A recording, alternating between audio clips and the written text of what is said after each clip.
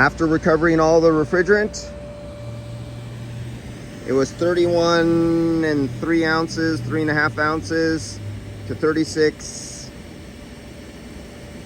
14.5, and that's roughly 5 pounds. It was just over, or just over. We're like 2 or 3 ounces over the factory charge right there. 5 pounds, 8 ounces. So it was not low on refrigerant. I mean, it was probably low to superheater subcooling. Well, this is expansion valve system. So the subcooling was probably low because for the line length, it's like 70 or 80 feet of line. Oh, and it's 1/2 inch line. The guy didn't put 3/8 line. I mentioned this in another video, 1/2 inch. So yes, he was low because that holds so many more pounds at 70 or 80 feet of line set, having 1/2 inch. That holds a lot more refrigerant. So yes, he was low, but it was over the factory